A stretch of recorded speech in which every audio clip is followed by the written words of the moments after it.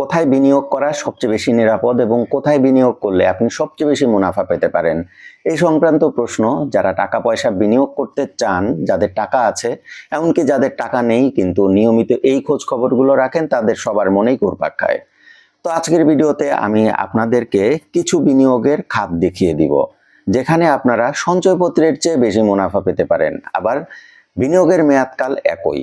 সেই বিষয়গুলো নিয়ে আজকে আলোচনা করা হবে। আশা করি পুরো ভিডিও আমার সাথেই থাকবেন। যারা এই সংক্রান্ত তথ্য জানতে চান তারা অবশ্যই চ্যানেলটা সাবস্ক্রাইব করে রাখবেন। আমরা বিনিয়োগ বলতে কি বুঝি? আমরা ব্যাংকে যাই, আমরা এফডিআর করি, নয়তোবা ডিপিএস করি, নয়তোবা সঞ্চয়পত্র করি। আমরা শুধু অধিকাংশ মানুষ এতটুকুই জানি। কিন্তু বিনিয়োগ বলতে শুধু এফডিআর বা সঞ্চয়পত্র নয়, এর বাইরেও অনেকগুলো খাত আছে, যেমন বিভিন্ন ধরনের বন্ড।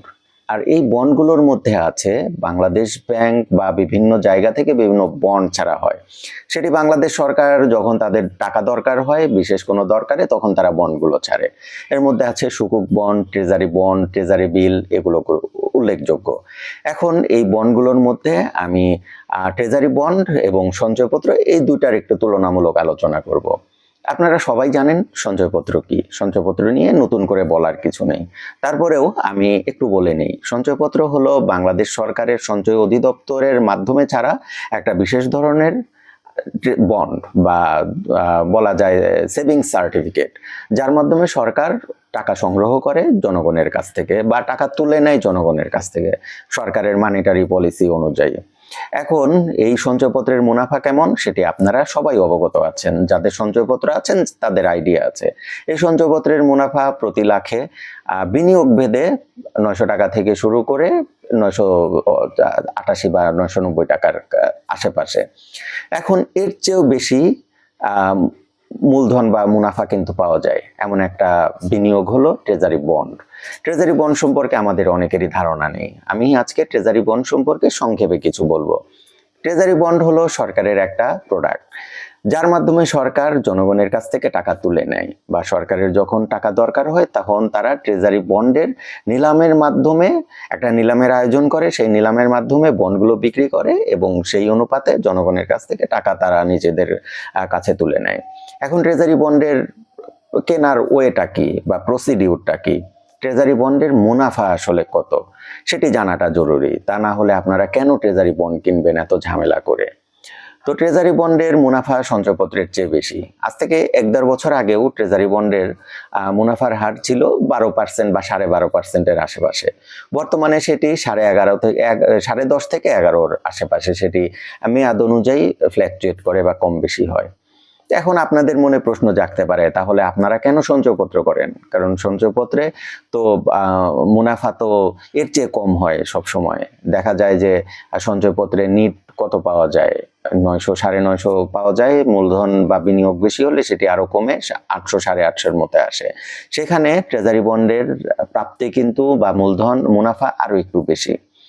তো কেন মানুষ ট্রেজারি বন্ডে বিনিয়োগ করে না? এর সবচেয়ে বড় কারণ মানুষের অজ্ঞতা।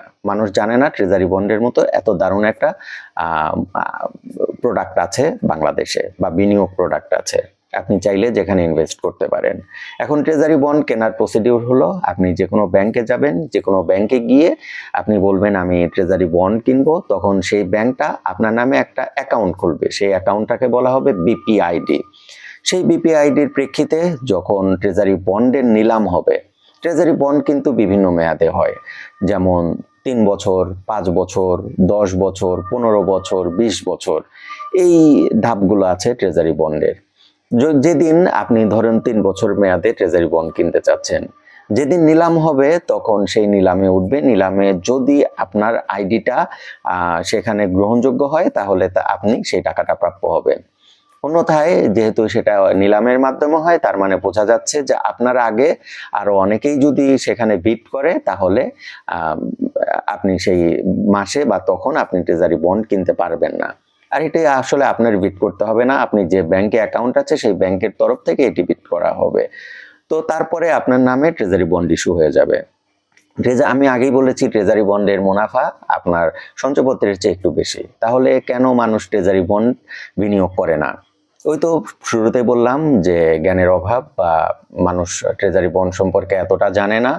আর দ্বিতীয়ত একটা অসুবিধা আছে, সেটি হলো সঞ্চয়পত্রে আপনি পরিবার সঞ্চয়পত্র করলে মুনাফা পান প্রতি মাসে মাসে। আবার আপনি যদি ৩ মাস অন্তর মুনাফা ভিত্তিক সঞ্চয়পত্র করেন, সেখানেও কিন্তু মুনাফা পাবেন ৩ মাস পর পর। কিন্তু আপনি ট্রেজারি বন্ডে বিনিয়োগ করলে আপনাকে মুনাফা দেওয়া হবে ৬ মাস পর পর। তার মানে বুঝতে পারছেন যে ট্রেজারি বন্ডের অনেক বড় একটা ডিসঅ্যাডভান্টেজ আছে, সেটি হলো আপনাকে মুনাফা দেওয়া হবে ৬ মাস পরে। এটি আসলে ট্রেজারি বন্ডের একটা বড় অসুবিধা। এখন সঞ্চয়পত্রে যদি আপনার কখনো এমন হয় যে সঞ্চয়পত্র আপনার ২ বছর হয়ে গিয়েছে, আপনি আর চালাতে পারছেন না, আপনি সেটা ভেঙে ফেলবেন। সেই সুবিধা আছে নাকি? হ্যাঁ, সেই সুবিধা অবশ্যই আছে। আপনি চাইলেই সেটি ভাঙতে পারবেন। তাহলে ট্রেজারি বন্ডে তেমন সুবিধা আছে নাকি? ট্রেজারি বন্ডে আসলে এই সুবিধাটা একটু কম, কিন্তু আপনি চাইলে সেটি হস্তান্তর করতে পারবেন এবং সেটি অন্য একটা হাতে বা অন্য কাউকে সেটি বিক্রি করে দিতে পারবেন। এই সুবিধা ট্রেজারি বন্ডে আছে। এটি ট্রেজারি বন্ডে সুতরাং আপনার যদি টাকা দরকার হয় মাঝে তখন আর কি সেটা এনক্যাশ করা নিয়ে খুব একটা প্যারা খেতে হবে না। এটি মূলত ট্রেজারি বন্ড এবং সঞ্চয়পত্রের মধ্যে কম্প্যারিজন বা তুলনা। তো আশা করি আপনারা বুঝতে পেরেছেন। আপনারা যদি চান আমি পরবর্তী ভিডিওতে দেখিয়ে দিতে পারবো যে ট্রেজারি বন্ডে নিলামটা কোন কোন তারিখে হয় এবং সর্বশেষ নিলামে ইন্টারেস্ট রেটটা কত ধার্য করা হয়েছে। যদি আপনারা ইন্টারেস্টেড হন, আমি সেটা নিয়ে আলাদা একটা ভিডিও বানাতে পারি। তো বন্ধুরা, আজকে এই পর্যন্তই। আশা করি আপনাদের ভালো লেগেছে। আর আপনারা যদি এই ধরনের বিনিয়োগের আরও মাধ্যমগুলো সম্পর্কে জানতে চান, তাহলে অবশ্যই কমেন্ট বক্সে কমেন্ট করবেন। আমি আপনাদের সেই বিনিয়োগের মাধ্যমগুলো নিয়ে আলোচনা করব এবং কোথায় অসুবিধা আছে, কোথায় সুবিধা আছে এবং কত রিটার্ন পাওয়া যাবে, কোনটা বেটার, বিস্তারিত আলোচনা করব। আজকে এই পর্যন্তই। সবাই ভালো থাকবেন। আসসালামু আলাইকুম।